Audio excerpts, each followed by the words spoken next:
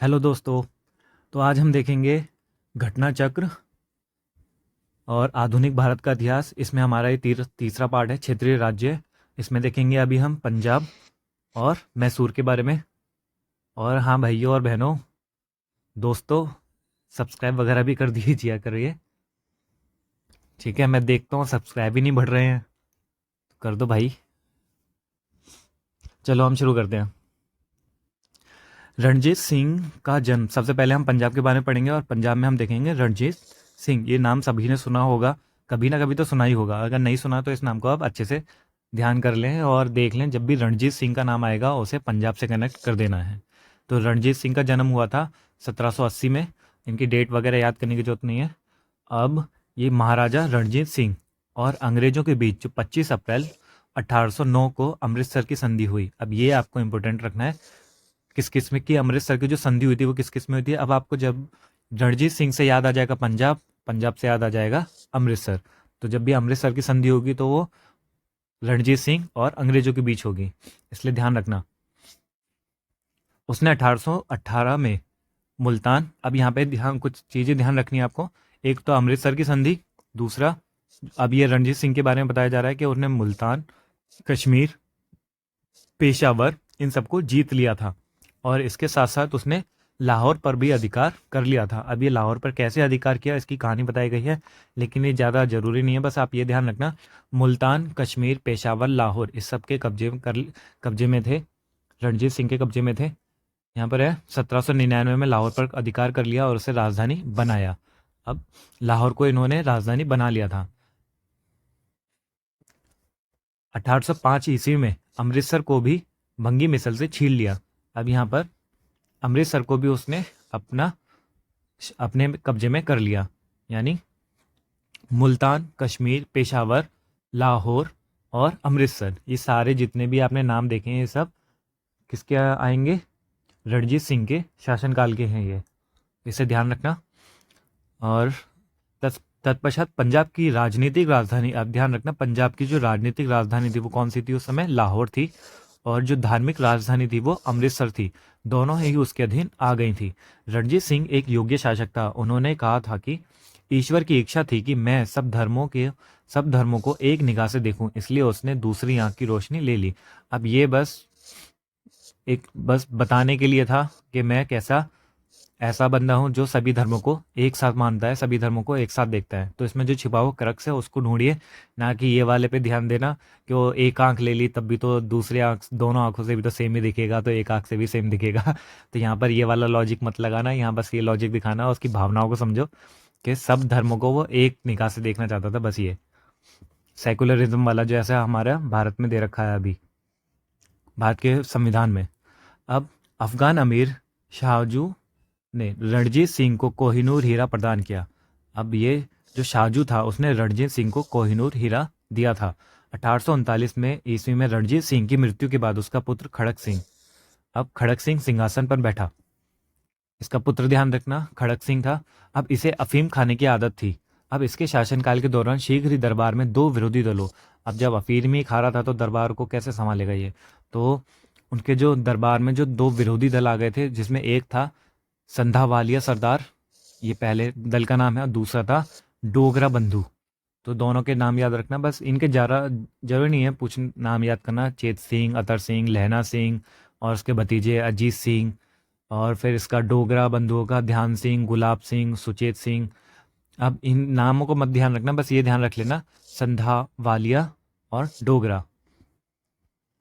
अब इन दोनों प्रतिद्वंदिता के कारण पंजाब में अराजकता फैल गई। अब चिलियावाला का युद्ध, ये हमने पहले पीछे देखा था जब प्रश्न कर रहे थे हम, चिलियावाला का युद्ध, इसको याद कर लेना। यह 1849 को लड़ा गया था और इस युद्ध में अंग्रेजी सेना का नेतृत्व लॉर्ड गफ ने किया था और सिख सेना का नेतृत्व शेर सिंह ने किया था। ये हमने देखा था प्रश्न में, लॉर्ड गफ और शेर सिंह। और ये युद्ध जो लड़ा गया था वो अंग्रेजों और सिख के बीच में लड़ा गया था। यह युद्ध अनिर्णित समाप्त हुआ, यानी इसका कोई निर्णय नहीं निकल पाया। इस युद्ध के समय भारत का जो गवर्नर जनरल था वो लॉर्ड डलहौजी था। महाराजा दलीप सिंह सिख साम्राज्य के अंतिम शासक थे। तो महाराजा दलीप सिंह अब सिख साम्राज्य के अंतिम शासक, पूछा जा सकता है कि सिख साम्राज्य के अंतिम शासक कौन थे, तो वो महाराजा दलीप सिंह थे। उन्होंने 1843 से 1849 ईस्वी तक शासन किया। दलीप सिंह ने सिख धर्म को छोड़कर ईसाई धर्म को अपनाया। अब ये भी प्रश्न पूछा जा सकता है कि किस शासक ने, किस सिख साम्राज्य के शासक ने या किसी भी शासक ने ईसाई धर्म को अपना लिया था। तो ये दलीप सिंह होंगे। दलीप सिंह ने सिख धर्म छोड़ करके ईसाई धर्म को अपना लिया था। इन्होंने रूस की यात्रा भी की थी। इनका निधन अक्टूबर 1893 में पेरिस में हो गया था और इनकी अंत्येष्टि इंग्लैंड में हुई थी। 1849 ईस्वी में द्वितीय आंग्ल सिख युद्ध की समाप्ति पर, जब द्वितीय आंग्ल सिख युद्ध जब खत्म हो गया था, अंग्रेजों द्वारा पंजाब का विलय कर लिया गया। अब यहाँ पर यह बताया गया है कि अंग्रेजों ने पंजाब का विलय कब कर लिया। तो ये हुआ था द्वितीय आंग्ल सिख युद्ध के बाद समाप्ति पर अंग्रेजों ने ना पंजाब का विलय कर लिया था। तो ये ध्यान रख लेना, पंजाब का विलय कब किया गया था, कौन से युद्ध के बाद किया गया था, ना ही पहले ना ही तीसरे, दूसरे युद्ध के बाद किया गया था। दलीप सिंह को पेंशन देकर बाद में ब्रिटेन भेज दिया गया। पंजाब के ब्रिटिश साम्राज्य में विलय के बाद लॉर्ड डलहौजी ने 1849 ईस्वी में पंजाब पर शासन करने के लिए 3 लोगों की एक परिषद का गठन किया। अब ये भी पूछा जा सकता है कि जो 3 लोगों की जो एक परिषद का गठन किया था वो किसने किया था, तो और ये किसके लिए किया गया था, तो ये पंजाब के लिए किया गया था। और किसने किया था, लॉर्ड डलहौजी ने किया था। और इसके जो अध्यक्ष थे वो थे सर हेनरी लॉरेंस, और एक और सदस्य थे जॉन लॉरेंस, और तीसरे थे चार्ल्स ग्रेनविले मानसेले। ये सदस्य थे इनके। बस ये सारी चीज़ें थी जो हमें ध्यान रखनी थी पंजाब से। अब आते हैं हम मैसूर पर। तो प्रथम आंग्ल मैसूर युद्ध जो हुआ था वो हुआ था 1767 से 69 में हुआ था। इस युद्ध में हैदर अली विजयी हुआ। हमें पता है कि जो प्रथम युद्ध हुआ था वो हैदर अली, जो टीपू का पिताजी थे हैदर अली, उनके थे। तो टीपू सुल्तान थे, उनके पिता थे हैदर अली। और जो प्रथम आंग्ल मैसूर युद्ध हुआ था उसमें हैदर अली की विजयी हुई थी। इसी दौरान अंग्रेज गवर्नर जो थे वो वेरेलिस्ट। तो ये ध्यान रख लेना, इससे प्रश्न पूछा जा सकता है। प्रथम जितने भी युद्ध हो रहे हैं ना, प्रथम आंग्ल मैसूर युद्ध और द्वितीय तृतीय मराठा के साथ जो युद्ध हुए, ये सारे याद रखने हैं। उनकी सबकी डेट पूछी जाती है, क्रम पूछा जाता है, और कौन कौन किस किस के बीच में हुआ था वो पूछा जाता है। इसलिए यहाँ पर सब लिखा हुआ है। तो अंग्रेज गवर्नर ध्यान रख लेना वेरेस्ट थे। और युद्ध 4 अप्रैल 1669 को मद्रास की संधि द्वारा समाप्त हुआ। अब ये से भी ध्यान रख लेना, युद्ध किसकी संधि से समाप्त हुआ था, मद्रास की संधि द्वारा समाप्त हुआ था। तो जो प्रथम आंग्ल मैसूर युद्ध हुआ था वो हैदर अली और अंग्रेजों के बीच में हुआ था। और इसमें ये जो खत्म हुआ, समाप्त हुआ, वो मद्रास की संधि से खत्म हुआ था। और इसमें कौन विजयी रहा था, तो हैदर अली विजयी रहे थे। अब द्वितीय आंग्ल मैसूर युद्ध के दौरान हैदर अली ने निजाम और मराठों के साथ मिलकर अंग्रेजों के विरुद्ध एक मोर्चा बनाया। जुलाई 1780 में हैदर अली ने कर्नाटक पर आक्रमण कर दिया। हैदर अली ने कर्नाटक पर आक्रमण कर दिया तथा कर्नल बैली के अधीन अंग्रेजी सेना को हराकर अर्काट पर अधिकार कर लिया। अब यहाँ पर जब कर्नाटक पर आक्रमण किया था तो जो अंग्रेजी सेना थी उसे हरा दिया था और अर्काट पर अधिकार कर लिया था। इसी दौरान टीपू ने हेक्टर मुनरो की सेना को, इसी दौरान जब ये काम हो रहा था तो जो उनके बेटे थे टीपू, हैदर अली के, टीपू सुल्तान ने हेक्टर मुनरो की सेना को पॉलीलूर नामक स्थान पर हरा दिया। तो पूछा जा सकता है पॉलीलूर का ये जो युद्ध हुआ था वो किस किस के बीच में हुआ था, तो ये टीपू सुल्तान और हेक्टर मुनरो के बीच में हुआ था, यानी अंग्रेजों के बीच में हुआ था। 1781 ईस्वी में हैदर अली का सामना अब किससे हुआ, अंग्रेज जनरल आयरकूट से हुआ। अब जिसने पोर्टो नोवो, पॉलीलूर और शोलिंगुर में हैदर अली को परास्त किया। यानी अब जब इसका सामना हुआ था आयरकूट से हैदर अली का, तो हैदर अली को इन्होंने क्या किया था, पोर्टिनोवो में, पॉलीलूर में और शोलिंगपुर में हरा दिया था हैदर अली को। दिसंबर 1782 ईस्वी में हैदर अली की मृत्यु के बाद, हैदर अली मर गए, अब हैदर अली की मृत्यु हो गई। उसके बाद टीपू सुल्तान ने अंग्रेजों के विरुद्ध संघर्ष जारी रखा। अतः मंगलौर की संधि से द्वितीय आंग्ल मैसूर युद्ध का समापन हुआ। अब दूसरा प्रश्न आ गया, तो दूसरा जो आंग्ल मैसूर युद्ध था उसकी समाप्ति पर कौन सी संधि हुई थी, किस संधि से वो समाप्त हुआ था, मंगलौर की संधि। ध्यान रखना, मंगलौर की संधि। पहली संधि का नाम भी ध्यान रखना, मद्रास की संधि। पहली संधि थी मद्रास की संधि और दूसरी थी मंगलौर की संधि। याद रखना, मद्रास मंगलौर। इससे समाप्त हुआ द्वितीय आंग्ल मैसूर युद्ध। टीपू सुल्तान ने श्रीरंगपट्टनम को अपनी राजधानी बनाया। अब वह यहाँ जैकोबिन क्लब की स्थापना की। यहाँ पर उसने जैकोबिन क्लब की स्थापना की। प्रश्न पूछा जा सकता है कि जैकोबिन क्लब की स्थापना किसने की थी? तो जैकोबिन क्लब की स्थापना टीपू सुल्तान ने की थी और उसका खुद भी सदस्य बना। साथ ही उसने अपनी राजधानी में फ्रांस और मैसूर की मैत्री का प्रतीक स्वतंत्रता का वृक्ष रोपा। यानी आप ध्यान रखना है, इसके फ्रांस और मैसूर, फ्रांस से अच्छे संबंध थे मैसूर के, और इसी से इनके जो मैत्री थी उसका प्रतीक था स्वतंत्रता का वृक्ष भी इसने रोपा था। टीपू सुल्तान ने अपने समकालीन विदेशी राज्यों से, जो उसके साथ साथ विदेशी राज्य थे उससे मैत्री संबंध बनाने तथा अंग्रेजों के विरुद्ध उनकी सहायता प्राप्त करने के लिए ईरान, कस्तूतुनिया यानी जो आधुनिक इस्तांबुल है, अफगानिस्तान और फ्रांस आदि को दूत मंडल भेजे और आधुनिक रीति से दूतावासों की स्थापना की। यह उस समय हमारी विदेश नीति को बताता है। ठीक है, जैसे कि आज होता है, तो ऐसे ही टीपू सुल्तान ने भी बहुत अच्छे रिलेशन बनाए थे। इसकी जो विदेश नीति थी बहुत अच्छी थी, तो ये चीज़ इसमें बताई गई है। और इन्होंने आधुनिक रीति से दूतावासों की स्थापना की। तो ये प्रश्न पूछा जा सकता है कि किसने आधुनिक रीति से दूतावासों की स्थापना की थी? तो वो टीपू सुल्तान होंगे, ध्यान रखना। अब तृतीय आंग्ल मैसूर युद्ध कब का अवसान श्रीरंगपट्टनम की संधि द्वारा हुआ? तो तृतीय आंग्ल मैसूर युद्ध का जो खत्म हुआ था वो किससे हुआ था? श्रीरंगपट्टनम। ये बहुत ही फेमस है श्रीरंगपट्टनम। किसी को दो याद रहे ना रहे, तीसरी तो जरूर ही याद रहती है।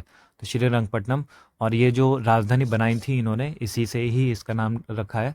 तो पहली हुई थी आपकी मद्रास, एम से मद्रास, दूसरी हुई थी एम से मंगलौर, और फिर श्रीरंगपट्टनम जो राजधानी बनाई थी टीपू सुल्तान ने, इसके द्वारा हुआ। इस संधि में अंग्रेजों की ओर से कार्नवालिस और मैसूर से टीपू सुल्तान शामिल थे।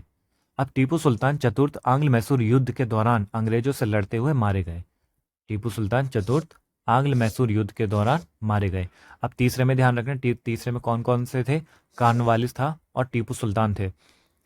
और चौथे में जो टीपू सुल्तान थे वो मारे गए और अंग्रेजों से लड़ते हुए मारे गए। इसके कुल सदस्यों को, इसके इसके कुल के सदस्यों को, जो टीपू सुल्तान से संबंधित है, कुल के सदस्यों को वेल्लोर में कैद कर दिया गया। यहाँ एक चीज़ देखिए आपने कि जब तक है ना, अंग्रेज एक बार हार जाते हैं तो वो माफ़ी वगैरह मांग लेते हैं और फिर दोबारा से युद्ध की तैयारी करने लग जाते हैं।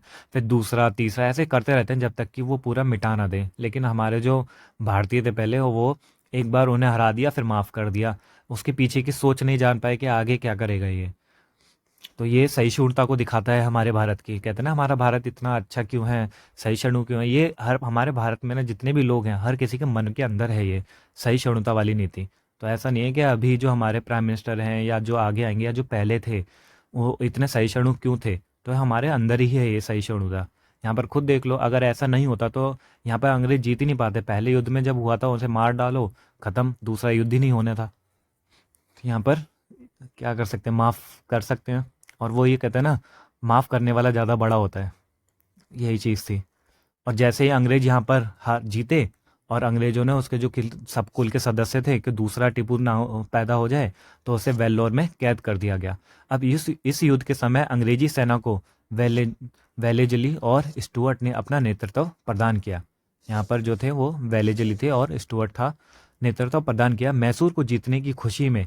अब मैसूर को जीतने की खुशी में इतनी खुशी हो गई थी कि जो आयरलैंड के जो लॉर्ड समाज ने वेलेंजली को मार्क्वेस की उपाधि प्रदान की। अब ये ध्यान रखना, पूछा जा सकता है कि किसको मार्क्वेस की उपाधि दी गई थी? तो वेलेजली को मार्क्वेस की उपाधि दी गई थी मैसूर को जीतने की खुशी में।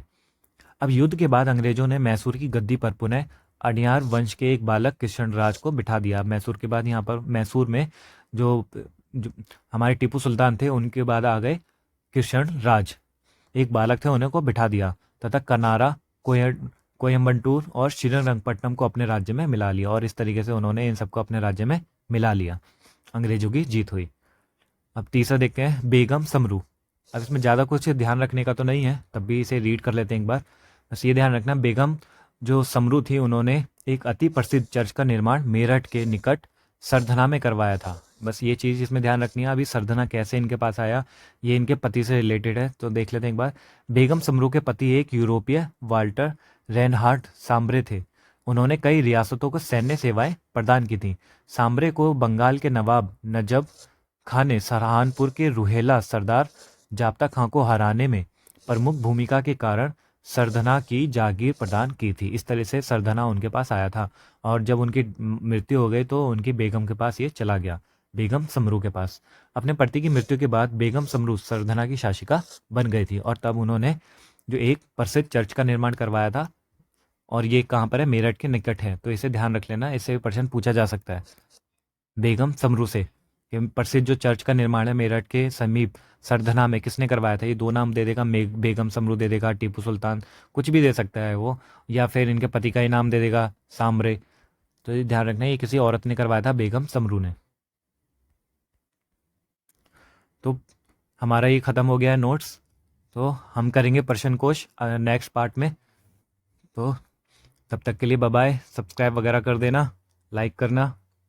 तो मिलते हैं हम अगले पार्ट में प्रश्न कोश के साथ। तब तक के लिए बाय बाय।